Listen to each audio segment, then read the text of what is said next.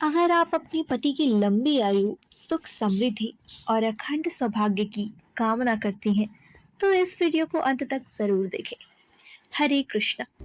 नमस्कार दोस्तों, स्वागत है आपका अपने ही चैनल आस्था, श्रद्धा और भक्ति पर।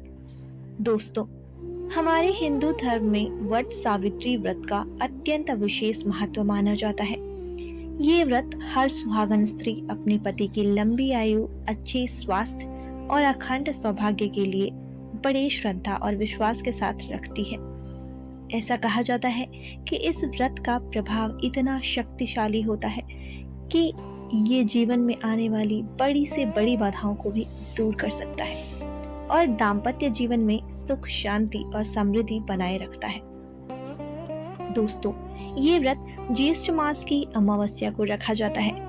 हालांकि कुछ स्थानों पर इसे ज्येष्ठ पूर्णिमा के दिन भी मनाया जाता है, जिसे वट पूर्णिमा कहा जाता है।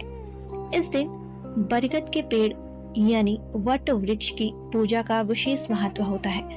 बरगद का वृक्ष अपनी लंबी आयु और विशाल फैलती शाखाओं के कारण अमरता, स्थिरता और दीर्घायु का प्रतीक माना जाता है।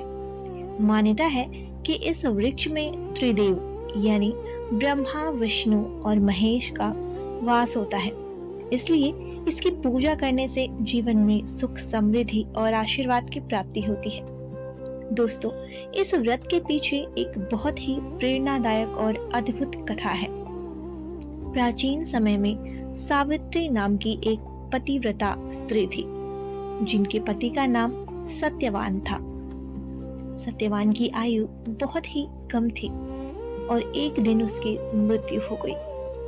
जब यमराज उनके प्राण लेकर जाने लगे, तो सावित्री ने अपनी बुद्धि, भक्ति और दृढ़ निश्चय से यमराज को प्रसन्न कर लिया और अंत में उन्होंने अपने पति के प्राण वापस ले लिए। तभी से ये व्रत वट सावित्री व्रत के नाम से प्रसिद्ध हो गया और यह पतिव्रता नारी के प्रेम, समर्पण और शक्ति का प्रतीक बन गया। तो दोस्तों, अब बात करते हैं साल 2026 में वट सावित्री व्रत कब रखा जाएगा। अमावस्या तिथि प्रारंभ होगी 16 मई 2026 सुबह 5:11 पर। अमावस्या तिथि समाप्त होगी 17 मई 2026 रात 1:30 पर। उदया तिथि के अनुसार व्रत रखा जाएगा 16 मई 2026 शनिवार को। मुहूर्त, अब जानते हैं शुभ मुहूर्त के बारे में। इस दिन अभिजीत मुहूर्त रहेगा सुबह 11:50 से दोपहर 12:45 तक।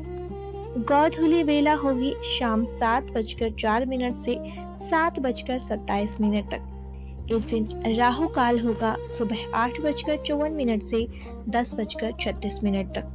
इस समय किसी भी शुभ कार्य या पूजा से बचना चाहिए। अब जानते हैं पूजा की विधि। सुबह जल्दी उठकर स्नान करें और स्वच्छ वस्त्र धारण करें। 16 श्रृंगार करके व्रत का संकल्प लें।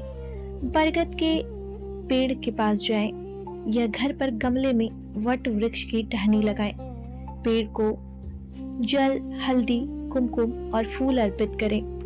पेड़ के तने के चारों ओर 7 या 108 बार परिक्रमा करें और कच्चा सूत लपेटें। पेड़ को पंखा दिखाएं, ये सेवा का प्रतीक है। भोग में भींगे हुए चने, फल, विशेषकर आम और खरबूजा, मिठाई और पूरी अर्पित करें। सावित्री, सत्यवान की कथा सुने। अंत में आरती करें और भगवान से प्रार्थना करें। पूजा के बाद भींगे चने और पानी ग्रहण करके व्रत का पारण करें।